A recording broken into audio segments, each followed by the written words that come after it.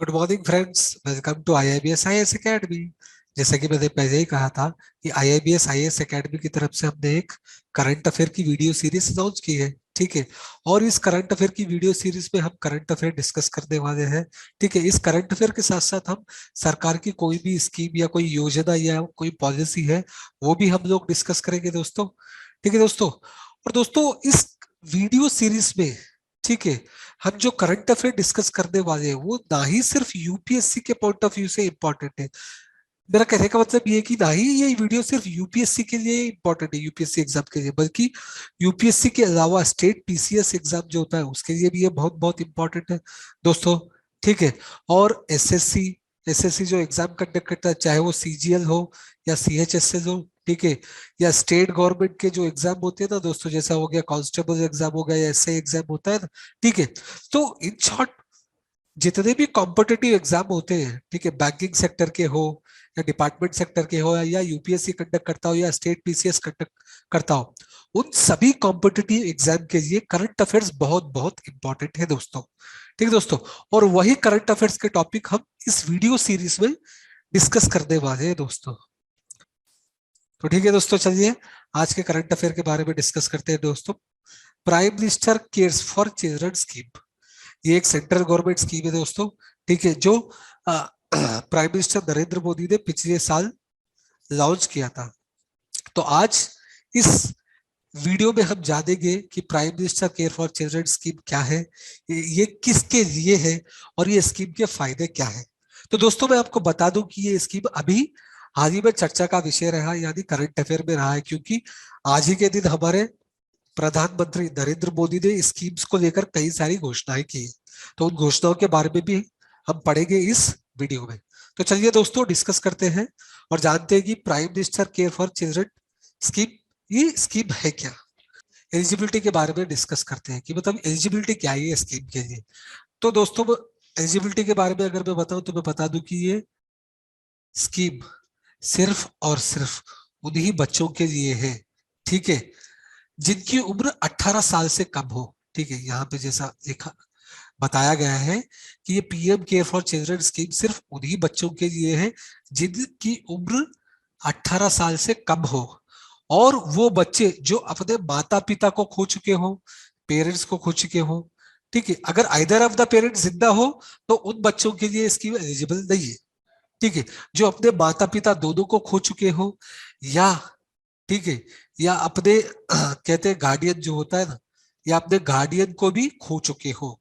कभी खो चुके हो ये मार्च 2020 से लेकर फरवरी 28 फरवरी 2022 के बीच में। ठीक है, जो बच्चे अपने माता पिता या गार्डियन को खो चुके हो, जिनकी मौत हो चुकी है, बच्चों के पेरेंट्स की या गार्डियंस की, किस बीच, मार्च 2020 से लेकर 28 फरवरी 2022 तक। ठीक है, उन्हीं बच्चों के लिए ये स्कीम है दोस्तों। ठीक है दोस्तों, तो उम्मीद करता हूं आपको स्कीम की एलिजिबिलिटी समझ आ गई होगी। ठीक है दोस्तों, तो ये स्कीम में सरकार द्वारा कौन कौन सी बेनिफिट दी गई है जी बेनिफिशरीज के लिए। ठीक है, बेनिफिशियरी कौन है, जैसे कि हमने अभी जाना कि वो बच्चे जो अपने माता पिता या गार्डियन को खो चुके हैं कोविड 19 की वजह से, कोविड 19 की वजह से जो अपने माता पिता को खो चुके हैं। ठीक है, कब, मार्च 2020 से 28 फरवरी 2022 तक, और जिन बच्चों की उम्र 18 साल से कम हो, उन्हीं बच्चों के लिए। तो उन बच्चों के लिए सरकार कौन कौन सी सुविधाएं दे रही है ये स्कीम के द्वारा। ठीक है दोस्तों, तो देखते हैं रिहेबिलिटेटिंग द चिल्ड्रंस। तो दोस्तों इसकी स्कीम में साफ साफ शब्दों में लिखा गया है और क्लियरली मेंशन किया गया है कि वही बच्चे जो अपने माँ बाप या गार्डियन को खो चुके हैं कोविड 19 की वजह से, उन बच्चों को रिहेबिलिटेट दिया जाएगा। ठीक है, उन बच्चों की जो फैमिली या रिलेटिव्स होते हैं, ये उन बच्चों के रिलेटिव्स के पास छोड़ दिया जाएगा। ठीक है, या फिर कोई किड हो गया या कोई फैमिली मेंबर हो गया, ठीक है, उनको दे दिया जाएगा वो बच्चा। अगर वो बच्चा अपने कोई रिलेटिव रिश्तेदार के पास नहीं रहना चाहता, या कोई फैमिली मेंबर के पास नहीं रहना चाहता है, जैसा चाचा मामा हो गए, ठीक है, या दूर के रिश्तेदार हो गए, या नोन पर्सन हो गया, उनके पास नहीं रहना चाहता है, तब वो बच्चे को चाइल्ड केयर इंस्टीट्यूशन भेज दिया जाएगा। ठीक है दोस्तों, चाइल्ड केयर इंस्टीट्यूशन भेज दिया जाएगा जहां वो बच्चे की केयर की जाएगी। अब मान लो दोस्तों कि वो बच्चा चाइल्ड केयर इंस्टीट्यूशन भी नहीं जाना चाहता है, तब क्या होगा? तब उस बच्चे को, ठीक है, रेसिडेंशियल स्कूल्स भेजे जाएंगे, जैसे सरकार के रेसिडेंशियल स्कूल से, जैसा एकलव्य मॉडल स्कूल हो गया। ठीक है, एकलव्य मॉडल स्कूल ये एक एग्जाम्पल है जो केंद्र सरकार का रेसिडेंशियल स्कूल है। तो वो बच्चे, ठीक है, जो अपने रिश्तेदार के पास भी जाना नहीं चाहते, या अपने किन के पास भी जाना नहीं चाहते उनके पास, या चाइल्ड केयर इंस्टीट्यूट में भी जाना नहीं चाहते, तब वो बच्चों को रेसिडेंशियल स्कूल भेज दिया जाएगा दोस्तों। तो ठीक है, ये रिहेबिलिट फैसिलिटी देता कौन है दोस्तों? District magistrate. ये डिस्ट्रिक्ट मजिस्ट्रेट के हाथ में रहता है दोस्तों, उस बच्चे को या चाइल्ड केयर इंस्टीट्यूट भेजा जाए या फिर रेसिडेंशियल स्कूल भेजा जाए, अगर वो बच्चा अपने रिश्तेदार के साथ नहीं रहना चाहता हो तो। ठीक है दोस्तों, तो ये रहा था रिहेबिलिट के बारे में। तो दोस्तों हमने अभी तक स्कीम की एलिजिबिलिटी जाना है और सरकार द्वारा इंटाइटलमेंट क्या क्या सुविधाएं दे रही है रिहेबिलिटेशन सुविधा के बारे में हमने जाना है। चलिए अब शिक्षा के बारे में जानते हैं। ठीक है, तो इसकी स्कीम में ये भी एक बेनिफिट दिया गया है बच्चों, दोस्तों उन बच्चों के लिए जिन्होंने अपने माँ बाप खोए हैं। ठीक है, प्री स्कूल का फैसिलिटी भी दिया गया है, यानी सरकार द्वारा जो है ना इन बच्चों को शिक्षा दी जाएगी। ठीक है दोस्तों, तो सरकार द्वारा इन बच्चों को किस तरह से शिक्षा दी जाएगी? तो दोस्तों जिन बच्चों की उम्र 6 साल से कम है, ठीक है, जिन बच्चों की उम्र 6 साल से कम है, उन बच्चों को शिक्षा आंगनवाड़ी स्कूल के द्वारा दिया जाएगी। जो आंगनवाड़ी स्कूल है ना, ठीक है, वो आंगनवाड़ी स्कूल में प्री स्कूल एजुकेशन जो कहते हैं हम, ठीक है, वो प्री स्कूल एजुकेशन इन बच्चों को मिलेगा, जो जो बच्चों की जिन बच्चों की उम्र 6 साल से कम है, आंगनवाड़ी स्कूल के द्वारा। ठीक है, इन आंगनवाड़ी स्कूल में उन बच्चों को शिक्षा भी दी जाएगी, उन बच्चों का जो है ना स्वास्थ्य के से रिलेटेड जो भी समस्याएं होगी उन समस्याओं का समाधान किया जाएगा, और उन बच्चों को खाना भी दिया जाएगा। ठीक है दोस्तों, तो एजुकेशन के साथ साथ हेल्थ फैसिलिटीज भी दी जाएगी उन बच्चों को जिनकी उम्र 6 साल से कम हो। कहा? आंगनवाड़ी। ठीक है दोस्तों, और उन बच्चों का क्या जिनकी उम्र 6 साल से ज्यादा हो? तो दोस्तों उन बच्चों के लिए भी इस स्कीम में एक बेनिफिट दिया है सरकार ने। ठीक है, सो वो बच्चे जिनकी उम्र 6 साल से ज्यादा हो, ठीक है, ऐसे बच्चे जिनकी उम्र 6 साल से ज्यादा हो, उन बच्चों के लिए सरकार ने कहा है कि जो जहां बच्चे रहते हैं, ठीक है, और जहां जिस जगह वो रहते हैं और उस जगह में उनके सबसे पास वाला केंद्र विद्यालय जो होता है, ठीक है, उसमें एडमिशन दिया जाएगा, फ्री में एडमिशन दिया जाएगा, केंद्र विद्यालय में एडमिशन दिया जाएगा या सेंट्रल स्कूल में एडमिशन दिया जाएगा। मतलब ऐसा स्कूल जो सेंट्रल गवर्नमेंट चलाती है या ऐसा स्कूल जो स्टेट गवर्नमेंट चलाती है, इवन प्राइवेट स्कूल। ठीक है दोस्तों, प्राइवेट स्कूल में भी फ्री में जो है ना उस बच्चे को एजुकेशन दिया जाएगा, अगर वो बच्चा ऐसी जगह रहता है जहां कोई सरकारी स्कूल ना हो और प्राइवेट स्कूल हो।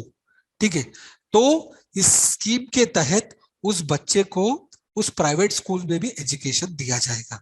ठीक है दोस्तों, अगर प्राइवेट स्कूल की बात करते हैं तो वो तो फीस रहेगा, फ्री में थोड़ी रहेगा। तो दोस्तों मैं बता दूं आपको, इस स्कीम के तहत जो फीस होता है उस बच्चे का, ठीक है, वो एग्जेम्प्टेड रहेगा, वो फीस एग्जेम्प्टेड रहेगा राइट टू एजुकेशन एक्ट। ठीक है दोस्तों, हमारे पास जैसा कि आपको पता ही होगा कि राइट टू एजुकेशन एक्ट है।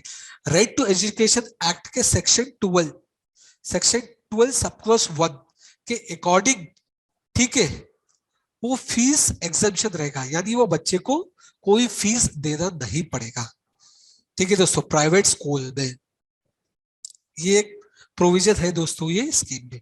अगर मान लो कि एक ऐसा स्कूल है, एक ऐसा प्राइवेट स्कूल है, ठीक है, जो प्राइवेट स्कूल इस बच्चे को ये सुविधा नहीं दे सकता, यानी फीस एग्जेम्पशन की, तो भी कोई दिक्कत नहीं है दोस्तों, कोई बात नहीं है। तब क्या होगा? ठीक है, तब भी केंद्रीय सरकार जो है ना उस बच्चे को प्राइवेट स्कूल में एजुकेशन देगी, और जितना भी फीस होगा वो प्राइवेट स्कूल का, वो फीस पे करेगी सरकार। किस फंड से? पीएम केयर फंड से। पीएम केयर फंड से स्कूल की फीस पे किया जाएगी, वो भी केंद्रीय सरकार ही पे करेगी इस फंड से दोस्तों। ठीक है दोस्तों, चलिए आगे और देखते हैं। ठीक है दोस्तों, तो दोस्तों स्कूलिंग का तो हमने डिस्कस कर लिया। अगर कोई बच्चे जो हायर एजुकेशन को जाना चाहते हैं, ठीक है, या कोई प्रोफेशनल कोर्स करना चाहते हैं, या हायर एजुकेशन के लिए जाना चाहते हैं, मतलब करना चाहते हैं इंडिया में, ठीक है, तो उन बच्चों के लिए जो है ना केंद्र सरकार हेल्प करेगी, लोन के लिए, एजुकेशनल लोन दिलाने के लिए केंद्र सरकार जो है ना हेल्प करेगी, ठीक है। और उस एजुकेशनल लोन में जो इंटरेस्ट लगेगा वो इंटरेस्ट केंद्र सरकार पे करेगी, किस फंड से? पीएम केयर फंड से, ठीक है दोस्तों। तो दोस्तों बात एकदम सिंपल है, अगर कोई बच्चे हायर एजुकेशन के लिए पढ़ना चाहेंगे, जाना चाहेंगे, या प्रोफेशनल कोर्स लेना चाहेंगे, ठीक है, उनके लिए सरकार क्या मदद कर सकती है? लोन दिलवा सकती है, पर लोन का जो इंटरेस्ट होता है वो सरकार पे करेगी, प्रिंसिपल बच्चे को ही पे करना पड़ेगा। जैसा प्रोफेशनल कोर्स के बाद उसके बाद जैसे जॉब लगेगी तो बच्चा वो अपना प्रिंसिपल पे करेगा, और इंटरेस्ट सरकार पे करेगी, कौन से फंड से? पीएम केयर फंड से दोस्तों, ठीक है दोस्तों। तो ये रहा था हायर एजुकेशन के बारे में। हायर एजुकेशन के अलावा उस बच्चे को हेल्थ इंश्योरेंस फैसिलिटी भी दी जाएगी, ठीक है दोस्तों। वो बच्चा वो बच्चा जिसने अपने माँ बाप खोए कोविड-19 की वजह से, ठीक है, उस बच्चे को आयुष्मान भारत स्कीम, प्रधानमंत्री जन औषधि योजना, ठीक है, उस स्कीम के तहत उस बच्चे का हेल्थ इंश्योरेंस किया जाएगा, जिसमें हेल्थ इंश्योरेंस का कवर 5 लाख होता है दोस्तों। दोस्तों इस स्कीम में सरकार ना ही सर रिहेबिलिट करवा रही है बच्चों को, बल्कि शिक्षा का अवसर भी प्रदान कर रही है, चाहे वो प्री स्कूल हो, चाहे वो स्कूलिंग एजुकेशन हो, चाहे वो हायर एजुकेशन हो, ठीक है, शिक्षा का भी बेनिफिट दे रहा है, उसके अलावा भी हेल्थ इंश्योरेंस बेनिफिट भी मिल रहा है, ठीक है दोस्तों। तो ये रहा था हेल्थ इंश्योरेंस के बाद।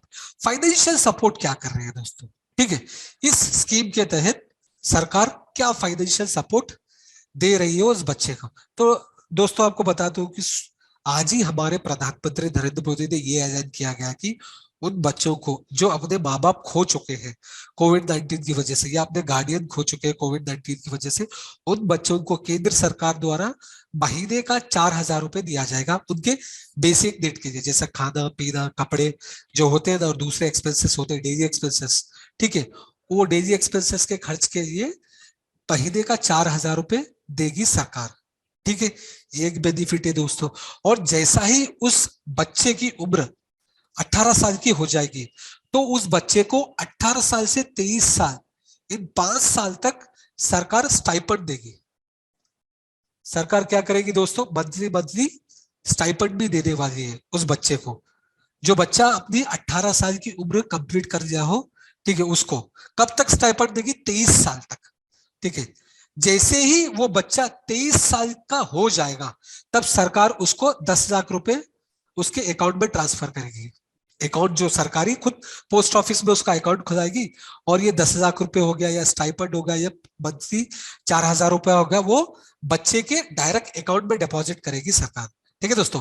तो जैसा ही बच्चा 23 साल का हो जाएगा, ठीक है, जैसे बच्चा 23 साल का हो जाएगा तभी सरकार क्या करेगी? उस बच्चे के पोस्ट ऑफिस अकाउंट में 10 लाख रुपए डिपॉजिट कर देगी, ठीक है। ये 10 लाख रुपए क्यों?